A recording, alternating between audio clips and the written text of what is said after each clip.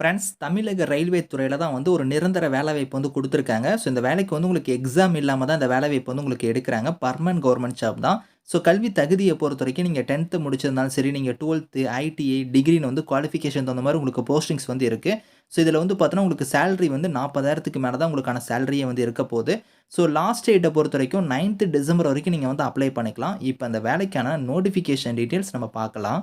So guys, இதான் வந்து பாருங்க உங்களுக்கு அஃபிஷியல் நோட்டிஃபிகேஷன்ஸ். உங்களுக்கு வந்து பாருங்க மினிஸ்ட்ரி ஆஃப் ரயில்வேஸ்ல தான் வந்து இந்த வேலைவாய்ப்பு வந்திருக்கு. இன்டெக்ரல் கோச் ஃபேக்டரியிலேருந்து குடுத்துருக்காங்க. ஸோ உங்களுக்கு எங்கேருந்து குடுத்துருக்காங்கன்னா, சென்னையிலேருந்து தான் உங்களுக்கு வந்து போஸ்டிங்ஸ் வந்திருக்கு. ஆன்லைன் மூலயே இந்த வேலைக்கு நீங்க அப்ளை பண்ணிக்கலாம். டேட்டுமே வந்து பாருங்க இங்க சொல்லியிருக்காங்க பாருங்க. ஆன்லைன் அப்ளிகேஷனோட க்ளோசிங் டேட்ட பொறுத்தவரைக்கும், ஸோ 9த் டிசம்பர் வரைக்கும் நீங்க வந்து அப்ளை பண்ணிக்கலாம் அப்படிங்கிறத குடுத்துருக்காங்க. ஸோ இந்த வேலைக்கு வந்து போஸ்டிங்ஸ பொறுத்தவரைக்கும் பாருங்க, சீனியர் கிளர்க்கு, ஜூனியர் கிளர்க்கு, அதுக்கப்புறம் டெக்னீஷியன் கேட்டகரிக்கு வந்து குடுத்துருக்காங்க. ஸோ அந்தந்த போஸ்டிங்க்கும் லெவல் வரையும் உங்களுக்கு சேலரியுமே வந்து உங்களுக்கு வந்து இருக்கும். லெவல் 5 படி உங்களுக்கான சேலரி இருக்கும். லெவல் 2 படி சேலரி, ஸோ லெவல் 1 படி சேலரி வந்து இருக்கும். இதில சீனியர் கிளர்க்குக்கு நீங்க அப்ளை பண்றீங்கன்னா, ஏதோ ஒரு டிகிரி வந்து நீங்க முடிச்சிருந்தா இதுக்கு வந்து எலிஜிபிள். ஸோ ஜூனியர் கிளர்க்குக்கு வந்து பாருங்க, நீங்க 12த் வந்து பாஸ் பண்ணா இந்த வேலைக்கு அப்ளை பண்ணிக்கலாம். அதுக்கு மேல நீங்க என்ன படிச்சிருந்தாலும் சரி. ஸோ டெக்னீஷியன் கேட்டகரிக்கு வந்து பாருங்க, 10த் மட்டும் நீங்க பாஸ் பண்ணியிருந்தா எலிஜிபிள். அப்படி இல்லன்னா நீங்க 10த் முடிச்சுட்டு, ஸோ ஐடிக்கான சர்டிஃபிகேட் வச்சிருந்தாலும் நீங்க அப்ளை பண்ணிக்கலாம் அப்படிங்கிறத குடுத்துருக்காங்க. அடுத்து லெவல் 1 கேட்டகரிக்கு வந்து பாருங்க, 10த் பாஸ் பண்ணியிருந்தாலும் அப்ளை பண்ணலாம். அப்படி இல்லன்னா ஐடிஐ இல்லன்னா வந்து ஸோ நேஷனல் அப்ரண்டிஸ்ஷிப் சர்டிஃபிகேட் நீங்க வச்சிருந்தாலும் அப்ளை பண்ணலாம் அப்படிங்கிறத வந்து குடுத்துருக்காங்க. ஸோ ஏஜ் லிமிட்ட பொறுத்தவரைக்கும் குறைந்தபட்சம் 18 இருக்கணும். அதிகபட்சமா வந்து பார்த்தோன்னா, 25 வயசு வரைக்கும் அப்ளை பண்ணிக்கலாம். இந்த ஏஜ் லிமிட்லருந்து உங்களுக்கு எந்த விதமான ஏஜ் ரிலாக்சேஷனுமே இல்ல. 25 வயசு தான் அதிகபட்ச வயது வரம்பு. ஸோ இதிலேயே பார்ன் பிட்வீன் குடுத்துருக்காங்க. இந்த இயர்லேருந்து இந்த இயர்க்குள்ள நீங்க பிறந்திருந்தா எப்படி எலிஜிபிள் அப்படிங்கிறத குடுத்துருக்காங்க. ஸோ இந்த வேலைக்கு வந்து உங்களுக்கு செலக்ஷன் மெத்தட பொறுத்தவரைக்கும் உங்களுக்கு எக்ஸாம் அந்த மாரி எதுவுமே கிடையாது. எப்படி வந்து உங்களுக்கு வந்து இதில ஷார்ட் லிஸ்ட் பண்ணுவாங்கன்னா, ஸோ உங்களோட மார்க்க வச்சு அதுக்கப்புறம் வந்து பார்த்தோன்னா, உங்களோட ஸ்போர்ட்ஸ்க்கான சர்டிஃபிகேட் வச்சு தான் வந்து ஷார்ட் லிஸ்ட் பண்ண போறாங்க.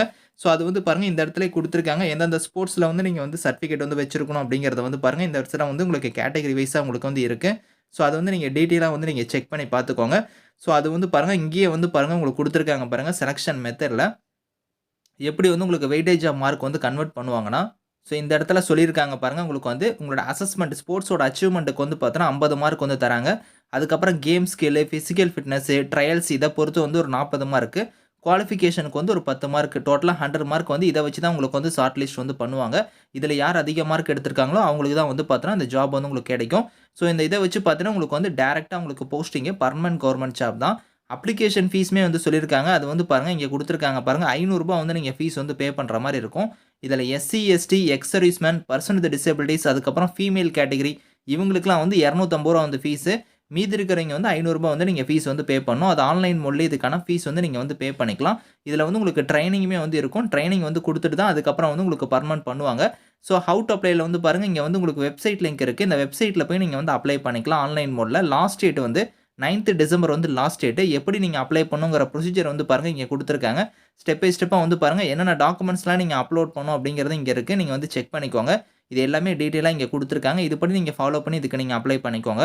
இந்த நோட்டிஃபிகேஷன் இதுக்கான லிங்க்ஸ் எல்லாமே வந்து நான் கீழ குடுக்குறேன். Thank you friends.